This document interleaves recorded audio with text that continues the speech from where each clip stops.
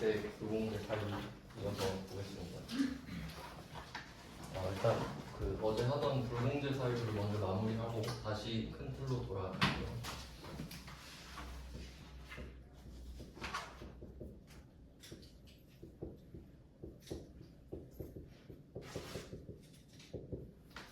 메이트의 불공제 사유는 적격 증빙을 받아도 그 안에 있는 부가가치세를 돌려받지 못한다는 소리죠. 공제를 받지 못하거나 환급을 받지 못하는 겁니다. 그러니까 핸디캡인 건데 좀 취지를 생각하시면 좋아요. 그러니까 이거는 국세청이 싫어하는 거예요.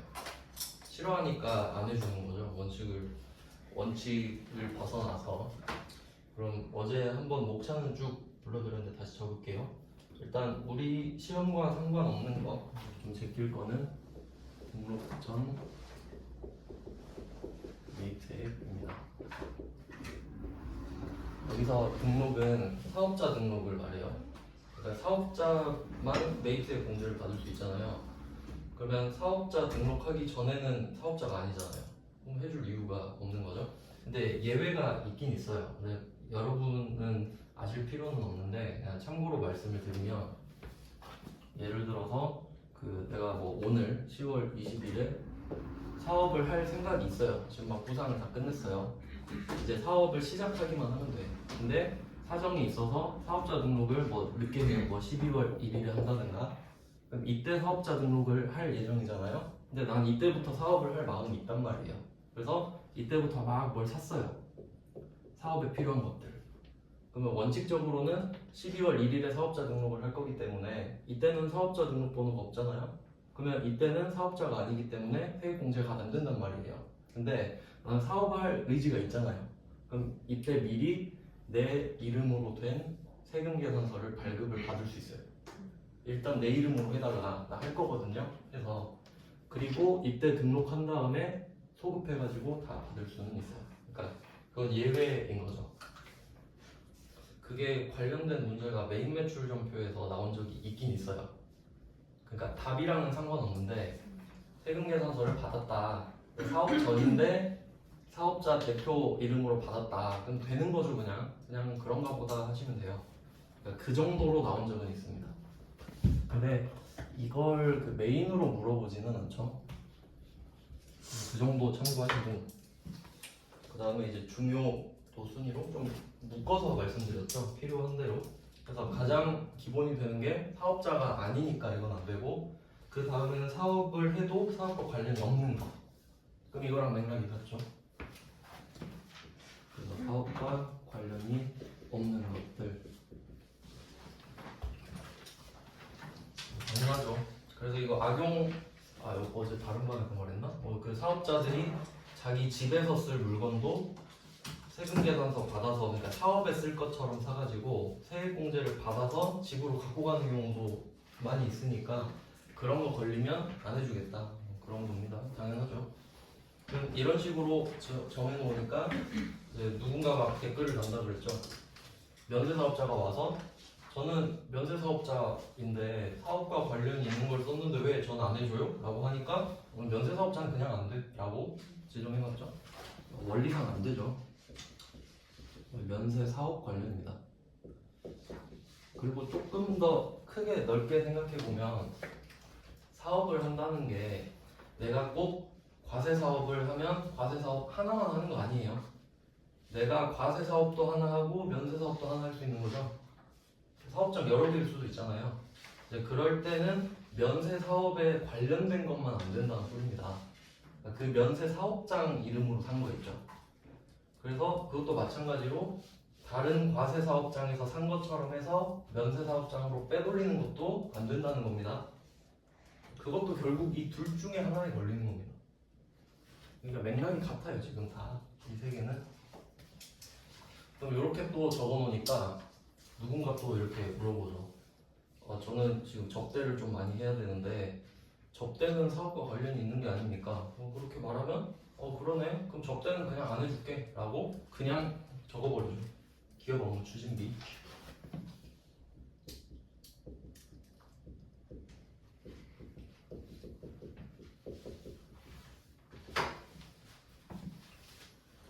이건 그냥 싫어 안 해줘라고 하는 겁니다. 쿨하게 안 해준다고. 사업과 관련이 있습니다. 그 다음에 또 누가 물어봐요. 저는 사업할 때 차를 좀 타고 다녀야 되는데 차가 꼭 필요합니다. 뭐 그런 내용이죠. 그래서 막 그런 거 보셨나요? 막 택시 중에서 포르쉐 택시 있고 벤츠 택시 있고 막 그래요. 좀 특이한 분들. 그런 사람들은 할 말이 없습니다. 왜냐면 사업과 관련이 돼 있거든요. 맞죠? 그럼 혜택을 좀 많이 받긴 한데 이제 그게 이제 제일 사업자들이 관심 있는 게 차죠, 차. 이거 진짜 차 중요합니다. 실무에서. 왜냐면 차로 갈아치는 경우가 되게 많기 때문에. 그러니까 예를 들면 그런 경우 많잖아요. 대표이사가 자기 자식 그냥 직원으로 껴놓고 차 한 대 사주고 회사 돈으로 다 써요 그냥. 그런 경우 되게 많기 때문에 지금 차가 엄청 엄격하게 바뀌고 있어요. 그러니까 혜택을 안 주는 쪽으로. 그래서 이제 좀 핫한 주제죠. 소형 승용 자동차입니다. 제일 많이 헷갈려하고 그래서 시험에 엄청 많이 나옵니다. 비영유 소형 승용 자동차.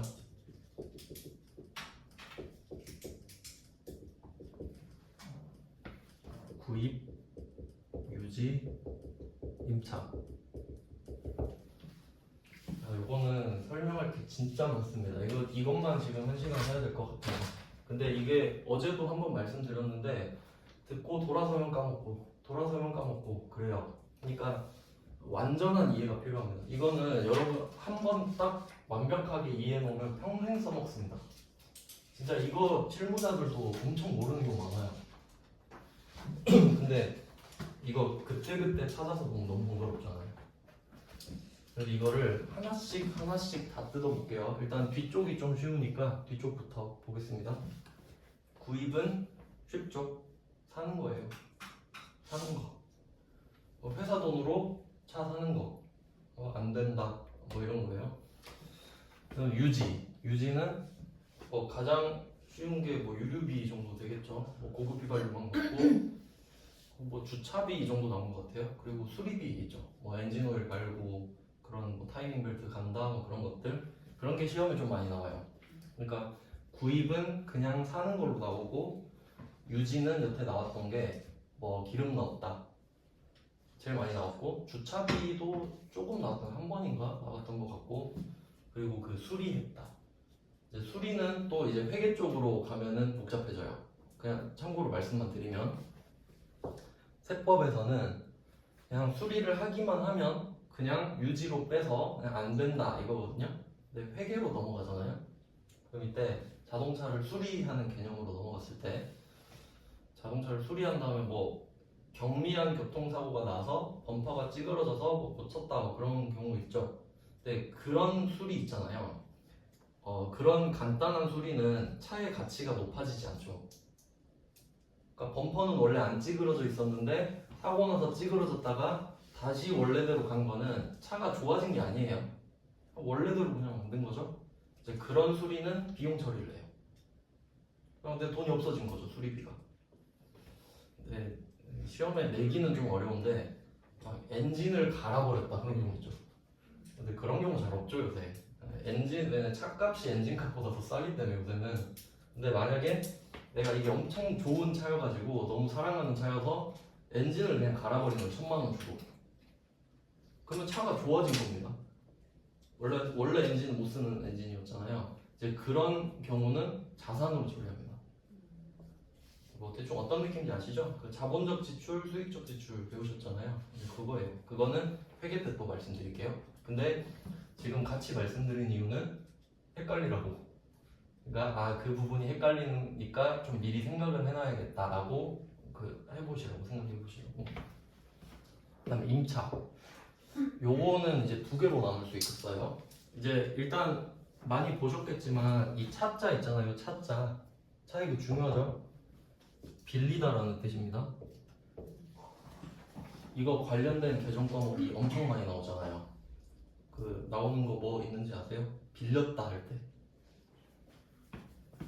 제가 다 할게요. 알려드릴게요. 첫 번째 차입금. 차입금 뭐죠? 돈 빌리는 거. 빌렸다 맞죠? 빌려서 나한테 들어오지만 부채죠. 그다음에 임차료는 어때요? 임차료. 건물, 뭐 건물이든 차든 차도 임차료입니다. 건물, 차, 임차료 이렇게 돼요. 근데 이 두 개까지는 사람들이 안 헷갈립니다. 그냥 빌렸기 때문에. 근데 여기서 파생된 것 중에 헷갈리는 게 하나 있어요. 임차보증금. 이제 이거 나오면 멘붕입니다.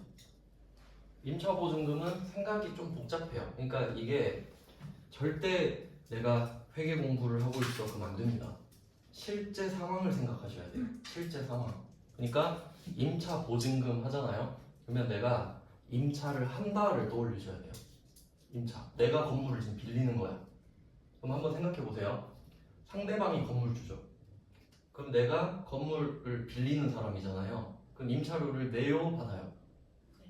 내죠. 그러면 또 거기서 뭘 요구할 수가 있어요. 너 임차료 안 주면 내가 보증금에서 까야 되니까 보증금을 달라고 요구할 수 있죠. 그럼 내가 보증금을 줘요, 받아요? 줘야죠. 내가 받으면 안 되죠. 깡패죠. 그러면 임차 보증금 있잖아요. 이제 성격 생각해 볼게요. 성격. 차입금은 부채죠. 내가 100만 원 빌리면 그 100만 원 갚아야 됩니다.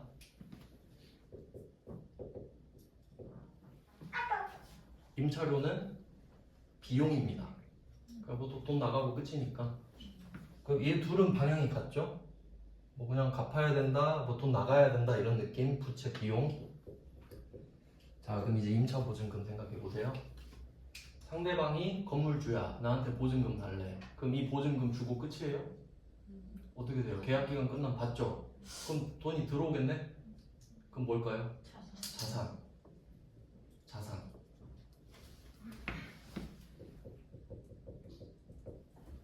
내가 보증금을 달라고 해야지. 갖고 와 해야 되죠? 그러니까 이건 빌려준 거잖아요. 무이자 대여금이죠. 무이자 대여금. 그러면 요게 반대가 있죠. 반대. 그럼 건물주는 그 보증금을 뭐라 부르겠어요? 임대보증금이라 부를 거고 부채죠. 나는 임대해주고 보증금을 받았지만 돌려줘야 된다. 그래서 헷갈린다고요. 이렇게 외워버리면. 차는 부채 이렇게 외우면 안 된다. 그러니까 상황을 이해하셔야 돼요. 알겠죠? 무슨 말 하는지? 그러니까 그냥 1차원적으로 외워버리면 한계에 부딪혀요. 당연한 소리입니다. 그거는. 그러니까 차는 뭐 부채다 그러면 약간 그 고등학생들이 외워서 그냥 합격할 때 그런 느낌으로 그냥 가라고 하는 거지. 우린 그런 거 아니잖아요. 그래서 임대보증금이 부채가 된다. 이런 겁니다. 그러니까 내가 자산 하나 갖고 있고 비용 지급하는 겁니다. 그래서 나중에 이제 어려운 문제 나오면 내가 월세를 밀렸다 이런 거 나와요. 그냥 말씀만 드릴게요. 어려운 문제인데 그러면 임차료 잡히고 원래 돈이 나가야 되잖아요. 그러면 미지급금으로 잡혀요. 오늘 내야 되는데 안 냈으니까 미지급금 잡혀요.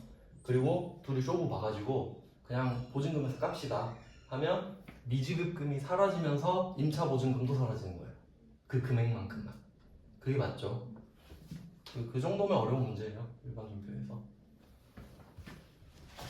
그 제가 올려놓은 수업 자료에도 있어요. 네, 임차 나와서 말씀드렸고. 그럼 이제 차를 빌리는 거예요. 차를 빌리는 형태가 두 가지 있습니다. 두 가지. 이것도 시험에 나오니까. 첫 번째 렌트. 이제 옛날에는 그 렌트카가 좀 허세의 상징 아니었습니까? 옛날에 그냥 옛날에 허 붙은 거 거의 없었거든요. 근데 요새는 널렸죠. 그냥 저도 솔직히 요새는 그냥 그렇게 타는 게 편할 것 같다 생각해요. 4년 타고 반납하고 또 다른 차 4년 빌리고 반납하고 엔진 오일도 그쪽에서 다 갈아주던데 엄청 편합니다. 그러니까 내 명의가 아닌 차니까 보험료도 그쪽에서 다 내. 그럼 이게 렌트. 그럼 이거는 그냥 월세만 내는 겁니다. 말 그대로 집 빌리듯이. 그래서 엄청 편해요. 그냥 월세 내면 끝. 근데 이게 임차에 속하죠. 근데 요거는 과세입니다. 과세.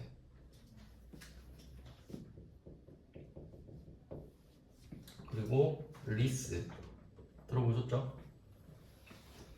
리스는 원래 좀 복잡해요. 리스 회계가 따로 있는데 근데 요거는 그냥 뭐 사실만 좀 말씀을 드리면 리스가 두 가지 형태가 있어요. 근데 이건 시험에 안 나와요, 여러분 시험에. 그냥 듣기만 하세요. 이거는 아마 전산생물 1급 정도나 돼야 그냥 리스 깔짝 나오고 그래요. 근데 그냥 리스는 상식이잖아요. 왜냐면 그 뭐 정수기 같은 것도 리스 많이 하고 그러니까. 운용 리스가 있고 금융 리스가 있는데, 운용 리스는 이 A가 그 물건을 갖고 있는 사람이에요. 그러니까 자동차를 갖고 있는, 대표적으로 캐피탈 있어요. 캐피탈, 현대캐피탈 이런 거 들어보셨죠? 그러면 현대캐피탈이 현대자동차에서 차를 사와요. 지 돈으로. 현대자동차랑 현대캐피탈은 다른 회사죠. 계열사긴 하지만. 그럼 얘가 차를 사와 어찌됐든. 그럼 이 차를 사서 남겨 먹어야 될 거 아니에요. 그러면 감가상각 이런 거 고려해서 4년 동안 빌려준다고 하면 이제 월세를 계속 꼬박꼬박 받는 거야. 그리고 4년 뒤에 반납하세요. 그게 운용 리스입니다. 그러면 이 차의 상태를 보장할 수 없죠. 막 탈 거 아니에요. 그 중고시장에 올라오는 것 중에 렌터카 이런 거는 걸러야 되는 매물이잖아요. 막 탈 게 뻔하니까. 그런 게 운용 리스예요. 그러니까 소유를 캐피탈이 갖고 있는 거예요. 그리고 4년 동안 쓰세요 하고 다시 돌려받는 겁니다. 그러니까 그냥 운용을 하는 거죠. 내 걸로써. 알겠죠? 그러니까 여러분이 건물 빌려주고 월세 받는 거랑 똑같은 겁니다. 근데 이제 금융 리스라고 하면 이제 요거를 좀, 금융이라는 단어를 좀 알고 계시면 좋은데, 금융은 그냥 뜻 자체가 쇠금자죠. 금은 그냥 돈을 뜻하잖아요, 보통. 그다음에 융이 녹이다 이런 거잖아요. 그냥 금융은 이렇게 생각하시면 돼요. 자금 융통이다. 그러니까 돈이 돌면 금융이거든요. 그러면 금융 리스는 뭐냐면, 내가 이 차를 타고 싶어요. 그러면 캐피탈 가갖고 저 금융 리스로 할게요. 이렇게 계약을 하잖아요. 그러면 차값을 그냥 쏴줘요. 차값을 쏴줘 버린다고. 그럼 뭐 하란 소리죠? 아니, 네가 사란 소리예요. 그러니까 캐피탈이 차를 빌려주는 게 아니라 그냥 차값을 줘버려. 차값을 준다고요. 그럼 나는 뭐예요? 차를 사야지. 사면 되지. 그리고 이 돈을 갚아요. 그러니까 결국 돈 빌린 거지. 네, 이렇게 되면 금융 리스는 그러니까 그냥 뭐라고 해야 되지 이거는? 그냥 돈 빌려준 겁니다. 그러니까 차를 네가 사라 알아서. 그러니까 나는 너한테 원금 이자만 받겠다. 이해되세요? 그러니까 이거는 은행이 하는 짓을 지가 하는 거예요. 그냥. 근데 이자는 훨씬 높겠죠. 높을 거 아니에요. 그러니까 은행에서 못 빌리는 사람 때문에 해주는 겁니다. 이거는. 왜냐면 은행 가갖고 저 차 사게 돈 빌려주세요. 누가 빌려줘? 그러니까 여기서 그냥 비싸게 하는 거거든요. 근데 지금은 그냥 운용 리스라고 그냥 이런 거 상관없이 그냥 이 리스는 면세라고 생각하시면 돼요. 실제로는 이렇게 나눠지는데 우리 시험에서는 리스 이야기 나오면 금융, 운용 물어보지 않아요. 그냥 리스로 뭉개서 내요. 어차피 너네 모르지 하고 그냥 이렇게 낸단 말이에요. 그러니까 여기서 리스를 내면 뭘 물어보고 싶냐면 면세인지 아닌지 물어보는 거예요. 면세인지 아냐. 그거 왜 이게 면세가 되냐?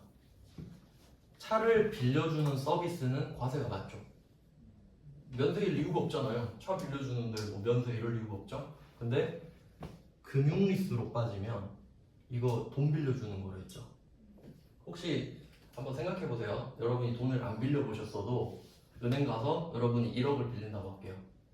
1억 빌려주세요. 그러면 혹시 그쪽 직원이 부가가치세까지 일단 1억 1천만 원 주시고요. 뭐 그런가요? 그럴 리가 없죠. 돈을 빌려주고 빌리는 거에는 부가가치세가 안 붙습니다. 그래서 면세예요. 금융 리스니까. 뭐 그런 식이에요. 그러니까 이제 운용 리스로 가면 또 복잡해지지만 그냥 여기서는 금융 리스인 셈 쳐서 면세인 거 아니? 이거 물어보는 겁니다. 그러면 한번 생각해 보세요. 내가 차를 리스했대. 그러면 우리 머릿속에는 소형 승용 자동차를 임차한 거네 이렇게 뜨죠. 이거 불공제 사유잖아 이렇게 돼요. 근데 리스래. 그럼 생각해 보세요. 매입세액이 불공제가 된다는 소리는 내가 부가가치세를 낸 게 전제가 돼요. 냈는데도 못 받는다 이 소리잖아요. 매입세 불공제가. 그럼 면세는 내요 안 내요? 애초에 안 냈죠? 그럼 면세는 면세인 거예요. 그냥 낸 게 없어. 그러니까 낸 게 없으니까 돌려받을 것도 없죠. 그러니까 얘는 이 범위에서 벗어나는 겁니다.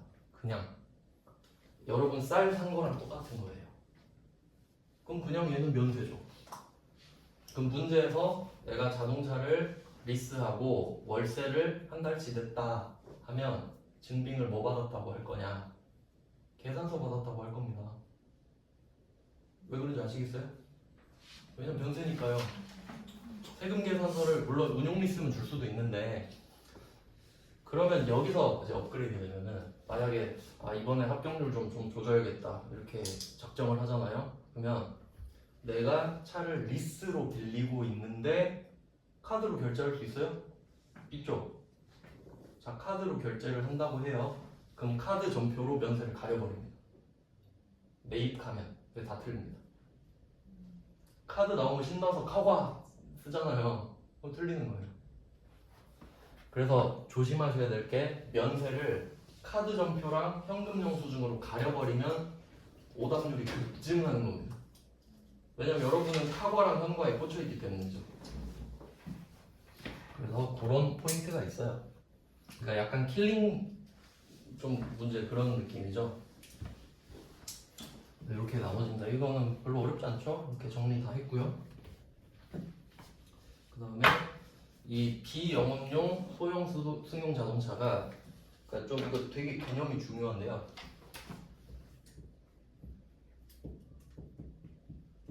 엔드 조건입니다. 엔드 조건. 제가 커멀 수업도 꽤 오래 했어서 함수 쓰는 게 좀 익숙한데, 근데 이거는 일상생활에서도 쓰는 말이죠. 그냥 간단한 논리를 설명드리면 조건이라는 개념을 생각해 볼게요. 조건. 이제 이 조건을 따질 때는 그 조건은 원래 그 질문입니다. 그러니까 예를 들어서 내가 친구를 뭐 사귀고 싶은데 뭐 담배를 안 피는 친구를 사귀고 싶다. 그러면 가서 일단 질문을 해요. 너 혹시 흡연자니? 이렇게 물어봐요. 그러면 네, 아니요 하겠죠? 그러면 네 하면 내 기준에서 조건이 충족되지 않은 거죠. 그럼 나가리.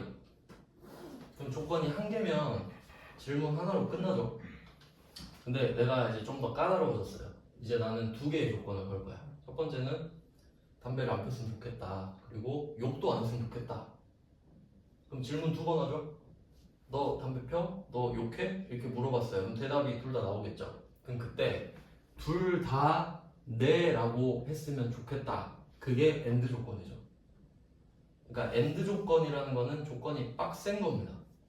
이것도 충족해야 되고 저것도 충족해야 되니까. 근데 만약에 둘 중 하나 이러면 조금 프리해지는 거죠. 한 개는 아니어도 한 개는 되니까 그래 뭐 그 정도는 됐지 이런 느낌이에요. 근데 여기는 빡세다. 근데 이제 반대로 생각해 보세요. 그러니까 이게 빡세요, 이 조건이. 근데 어떤 거가 되려면 빡센 거냐면 매입세액이 불공제되기에 빡센 거예요. 불공제 되는 건 안 좋은 거죠. 근데 그게 빡센 거면 그나마 낫지 우리한테. 그렇지 않아요? 그 개념을 생각하시고 이제 하나씩 본다. 엔드예요, 엔드. 오어가 아닙니다. 일단 소형 승용 자동차를 까볼게요. 여기서 어제 말씀드렸죠? 포인트는 소형이 아니다. 여러분이 아는 그 소형이 아니에요. 그러니까 어제 뭐 과정에서 25톤트라고 말씀드렸는데 그냥 내가 한눈에 들어오는 소형차예요. 그냥 카니발도 소형차로 했죠? 승용이 중요하댔죠. 승용. 그러면 우리가 질문을 하겠죠. 아니 소형 승용 자동차가 뭔데? 네가 생각하는 차가 뭔데? 물어봐야겠죠? 그러면 대답을 해줍니다. 일단 나는 8인승 이하였으면 좋겠어. 8인승 이하면 8인승도 포함되죠. 그럼 여러분이 일상적으로 8인승 차를 소형차로 하나요? 아니지, 대형에 가깝지. 대형보다 크죠. 그러니까 아무 의미가 없다는 소리예요. 그러니까 실제로 우리가 그 뭐 카니발 8인승도 있을 거 아니에요. 3열짜리. 그럼 그걸 우리가 승합차라고 부르죠. 근데 얘네들은 그냥 뭐 소형 승용 자동차라 부른다 이거예요. 에이 그건 승합차가 아니고 그냥 소형차야 이렇게 다운시켜 버리는 거예요. 지들 마음이죠. 법인데 지들 마음대로 만드는 거예요. 8인승 이하였으면 좋겠다. 그 다음에 두 번째, 화물차는 아니어야 한다. 당연하죠. 어제 말씀드렸죠. 짐을 싣느냐 사람을 싣느냐. 그럼 짐 싣는 차는 당연히 승용차가 아니다. 그러니까 화물차가 아니어야 한다. 이건 당연하죠. 이거는. 그러니까 취지를 생각해 보세요. 아까 그 말씀드렸죠. 뭐 대표이사 아들한테 람보르기니 한 대 사줘놓고 아 이거 영업용인데요? 출퇴근할 때 꼭 필요한데요? 그렇게 가라를 치니까 법을 만든 거라고 말씀을 드렸어요. 그럼 8인승 이하 걸리죠. 왜냐면 슈퍼카, 하이퍼카 뭐 9인승 있습니까? 거의 2인승이죠. 그럼 이게 걸리게 만든 거예요. 그럼 너는 나가리 안 해줘.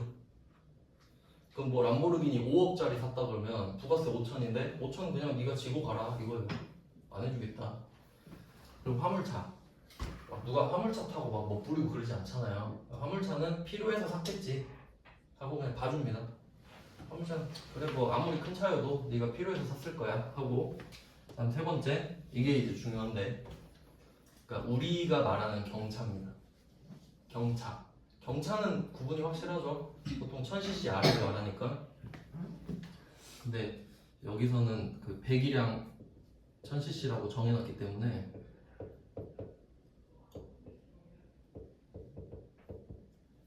이형가? 미만인가? 근데 요거는 중요하지 않은 게 잘 생각해 보세요. 법을 이렇게 만들었어요. 법을 배기량 1000cc로 만들었어요. 아 이거 뭐지? 확실하게 확인해야 되는데 혹시 아시는 분 있나요?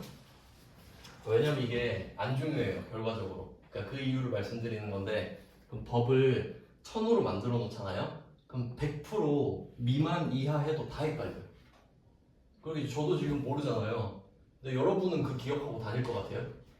그럴 리 없죠. 그러면 자동차 회사에서 어떻게 하는지 아세요? 배기량을 998, 999로 만들어요.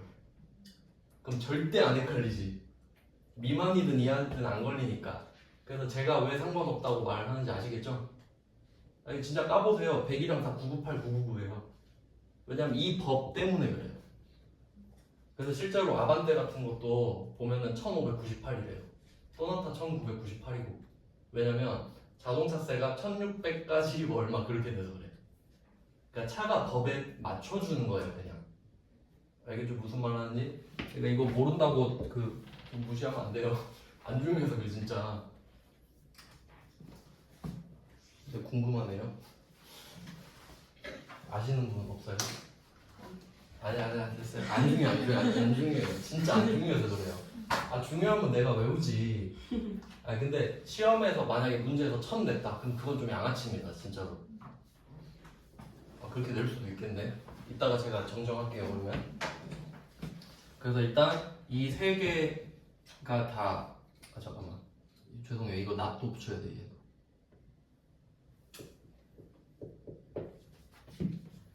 그러니까 다시 정리할게요, 제대로. 이하예요. 감사합니다. 그러니까 이하가 되는 거예요. 제가 이따 설명할게요. 네, 이하만 해도 좋죠. 이것만 해도 충분합니다. 그럼 다시 정리할게요.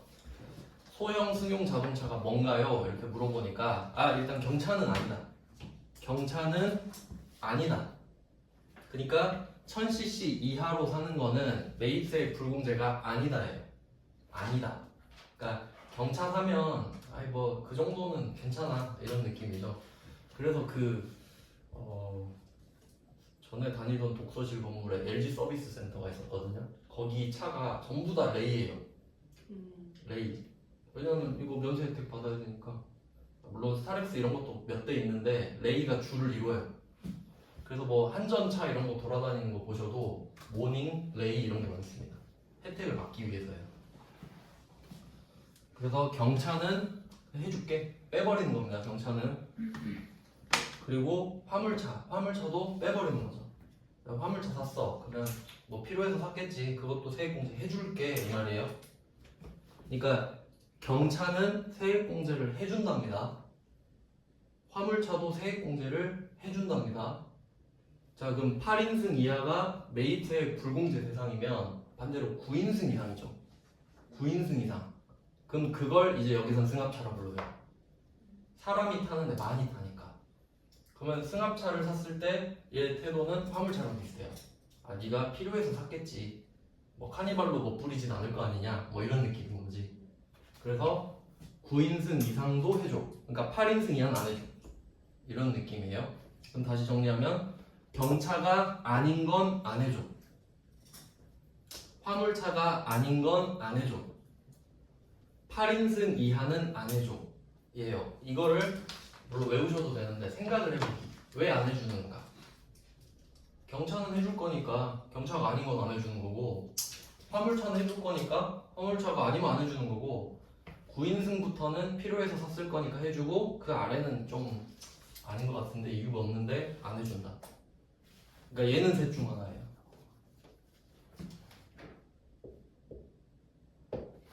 선생님, 핸드폰 안 되고 있어요. 네. 아, 배터리 없다고 떴어요. 이거 드릴까요? 아, 쉬는 시간마다 하는데 그냥 그게 떴는데 촬영은 되고 있었어요. 아, 네. 알려주셔서 감사합니다. 시끄럽네요. 그럼 이렇게 셋 중에 하나이면, 셋 중에 하나면 소형 승용 자동차인 거 맞죠? 네. 네. 그 다음에 이제 비영업용. 어제 한번 말씀드렸잖아요. 영업용 한마디로 정리할게요. 어제 설명해드렸으니까. 네. 영업용 차량의 정의. 돈을 벌 때 차가 있어야 되냐? 그러니까 좀 더 극단적으로 할게. 극단적으로 해야 돼요. 스트라이크 존이 엄청 좁아요. 차가 없으면 돈을 못 벌어야 돼요. 차가 없으면 돈을 못 벌어야 그게 차가 영업용 차예요. 그러니까 출퇴근 이런 거 안 돼. 아니, 출퇴근용 차 없다고 출근을 못 합니까? 아니잖아요. 그건 아니라고. 그래서 뭐 옛날에 그 의사들이 뭐 그런 거 했단 말이에요. 출퇴근용으로 막 포르쉐 사놓고 영업용이라고 그런 거 막아놓은 거지. 지하철 타고 다니세요 이런 거지. 근데 의사가 왕진을 다니진 않잖아요 요새. 집 가서 하고 그런 건 인정해. 그런 건 인정합니다. 근데 요새는 다 기록해야 돼요. 그러니까 요새는 어떻게 기록하냐면 그 주행 기록, 운행 기록표라는 게 있는데 섞어서 쓰잖아요 차를. 그러니까 영업사원이 출근할 때도 타고 영업할 때도 타잖아요. 그러면 출근할 때 출근 전 키로수, 출근 후 키로수 빼서 그걸 적어요. 출근 몇 월 며칠 출근 몇 킬로. 그리고 오늘 영업 뛰러 가죠? 그럼 영업한 거 한 건 뛰러 갔다 오죠? 키로수 빼서 적어요. 그렇게 기록합니다. 그거 없으면 공제 안 해줘요 차를. 그건 이제 뭐 법인세나 소득세 쪽이고, 부가세는 그냥 안 해주니까 상관없어요. 부가세는 그냥 안 된다. 이렇게 해서, 그래서 어제 말씀드렸죠. 영업용 차량은 버스, 택시 그 정도 급이 돼야 차가 없으면 돈을 못 번다고 하는 거예요. 그 운전학원용 노란 차. 그래서 시험에 어렵게 나오면 그렇게 나와요. 그 운전학원용 노란 차, 그거를 출퇴근할 때 쓰면 그 부분에 대해서는 매입세 공제가 안 되는 겁니다. 진짜 어렵게 나오면요. 그래서 원칙은요, 그 혹시 아파트 사시면 아파트 안에 막 택시 한 번씩 대져 있고 그런 거 보신 적 있을 거예요. 그것도 안 돼요. 그러니까 만약에 내가 개인 택시 하잖아요. 그러면 그 개인 택시를 택시 회사에 놔두고 출근할 땐 내 차로 가서 갈아타서 영업하고 놔두고 내 차로 퇴근해야 돼요. 원래는요. 왜냐면 그 출퇴근분은 인정을 안 해주기 때문에. 근데 뭐 그렇게 하진 않죠. 다 신고하고 그렇게 하진 않잖아요. 같은 주민인데 그래도. 그래서 운전학원 차도 그렇습니다. 그래서 뭐 이런 내용이고요. 그러면 이 두 개가 엔드잖아요. 그러면 이제 생각을 해볼게요. 포르쉐 택시, 개인 택시 실제로 있죠? 그럼 생각해보세요. 되나 안 돼요? 한번 따져볼게요. 포르쉐 택시예요. 8인승 이하죠. 그럼 소형승용차, 자동차 아니냐? 그럼 물어볼게요. 비영업용이냐? 지금 이분은 이 포르쉐 없으면 돈 못 법니다. 맞죠? 큰맘 먹고 뽑았을 거 아니에요? 그럼 이거 영업용이죠. 엔드가 되나요? 안 되잖아요. 그럼 메이트에 공개돼요. 그래서 포르쉐를 택시로 만든 거예요. 부가세 공제받거든. 그리고 부가세뿐만 아니라 그 개별 소비세, 교육세, 자동차세 그 혜택이 어마어마합니다. 차이 엄청 커요, 진짜. 차이가 많이 큽니다. 진짜 큰데 이따가 그 자세히 알려드릴게요. 그 아반떼 샀을 때 이걸 택시로 만들었을 때랑 여러분이 개인적으로 샀을 때 세금 얼마 차이 나는가? 진짜 차이 많이 나요. 이 정도 되면요 천당이에요. 그 세금 아끼는 게. 그리고 앞으로 생각해 보세요. 포르쉐 택시는 기름값 다 세액공제 됩니다. 수리비 세액공제 다 됩니다. 개인적으로 포르쉐를 타는 거랑 급이 다르다니까. 앞으로 계속 혜택이 이어지는 거니까. 그래서 벤츠 택시도 있고 막 그러잖아요. 저 얼마 전에 G80 택시 봤어요. 그래서 잘못 봤나 했는데 맞더라고요. G80 택시 그래도 큰맘 먹었을 텐데. 그러니까 그런 거죠. 약간 택시로 돈을 벌겠다가 아니라 그냥 약간 유유자적 하시는 분들이. 그래서 이렇게 정리가 되는 겁니다. 이렇게 해야 승용차가 끝이에요. 어려울 만하죠. 그리고 이제 추가 사항을 좀 말씀을 드릴게요. 아직 그 메인 매출 전표 유형을 안 하긴 했는데 어차피 이제 한번 해보셨으니까 그러면 이제 생각을 해보겠습니다. 제가 요거는 좀 자랑할 만한 포인트인데, 그러니까 제가 예전에 수업을 할 때 끝에쯤에 퇴사하기 전쯤에 이런 걸 강조했었단 말이죠. 차를 직수입하는 경우도 있어요. 직수입하는 경우도 있어요.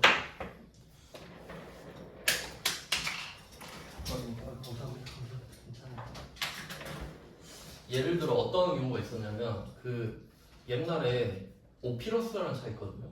오피러스 좀 귀엽게 생긴 차 있는데 이제는 엄청 오래된 차인데요.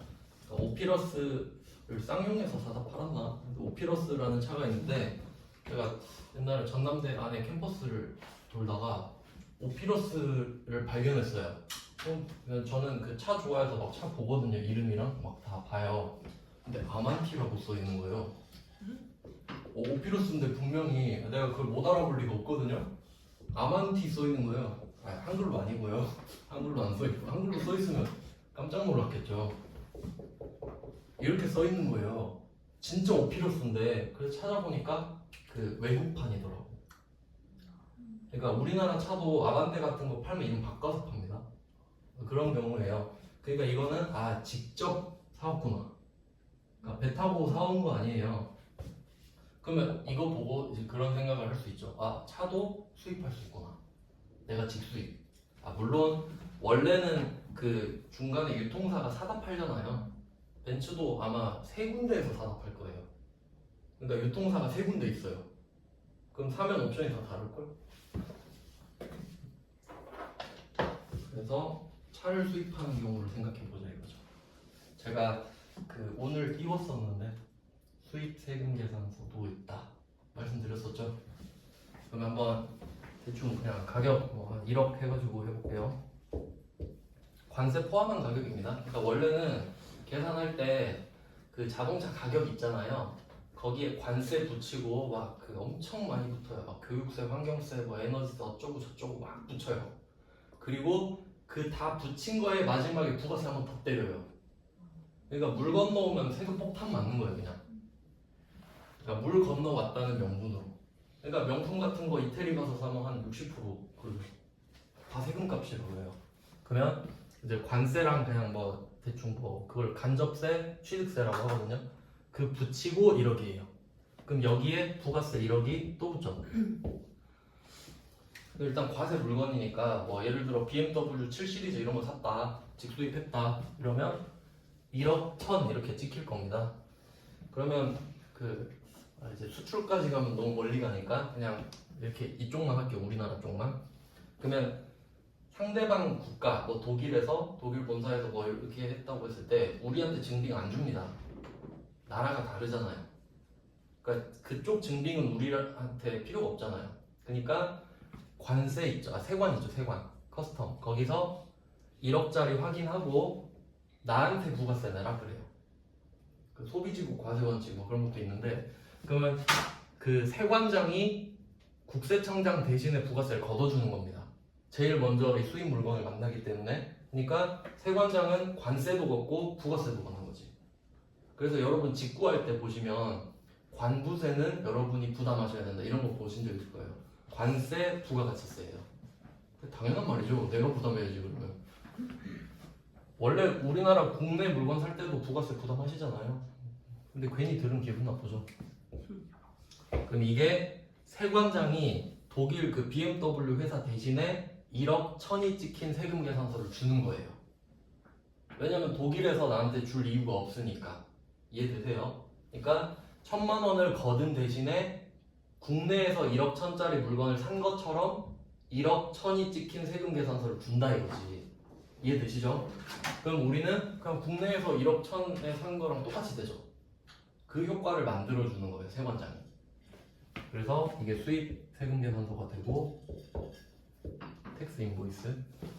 그럼 이걸 가지고 1000만 원은 냈지만 그럼 세금 계산서를 받았죠. 그럼 우린 이거 갖고 뭔 생각해요? 세액공제 받아야겠다.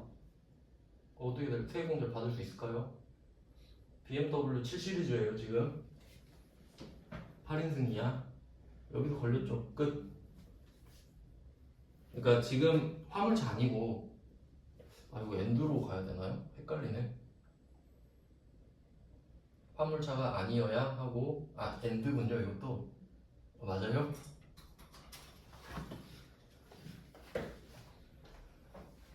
엔드가 맞는 것 같아요. 엔드가. 죄송합니다. 다시 정리해 볼게요. 그러니까 세액공제를 안 해주겠다는 거예요. 국세청이. 나는 그 차가 싫어. 그럼 그 차가 뭔데요? 하니까 8인승 이하 싫어. 화물차 아닌 거 싫어. 경차 아닌 것도 싫어. 엔드 맞네요. 이 세 개 다 합치면 안 돼. 그럼 BMW 7 시리즈 8인승 이하죠? 화물차 아니죠? 경차 아니죠? 그럼 너 안 해줘. 1000만 원 못 받아요. 그러면 문제에서 이렇게 나옵니다. 세관에서 수입 세금 계산서를 받았다. 1억 1000 부가세 포함. 그러면 여러분은 매입 과세 수입 세금 수입 쓰고 틀릴 거예요. 왜? 수입 세금 계산서 받았다고 했으니까. 근데 이거 세액공제 받아요? 그리고 뭐 받았다 했죠? 세금 계산서 받았다 했죠. 그리고 불공제 사유죠. 이거 54번 불공입니다. 네, 이것까지 설명했었거든요, 원래. 근데 그때 민망했던 게 뭐냐면 시험에 한 번도 안 나왔어요. 근데 이거 나올 수도 있지 않나 했는데 그 다음에가 나왔어요, 시험에. 근데 그때는 안 알아줬죠, 아무도. 그래서 뭐 이런 것까지 감안하시면 진짜 이거 되면 다 틀릴 거 아니에요. 딱 보셔도. 그래서 결론은 뭐냐? 제가 뭘 강조했던 거냐면 수입 세금 계산서를 강조한 거예요. 왜냐면 그 불공 공식 아시잖아요. 배우셨죠? 불공이 되려면 조건 뭐 필요해요? 첫 번째 세금 계산서를 받아야 돼. 그리고 두 번째 불공제 사유여야 돼.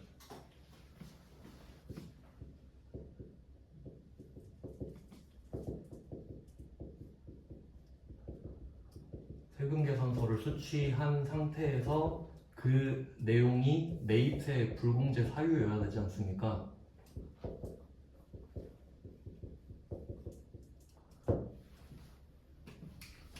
그러면 사람들이 수입 세금 계산서를 받았다고 하면 거기에 꽂히겠죠. 이거 수입이구나. 수입에 꽂혀 있겠죠.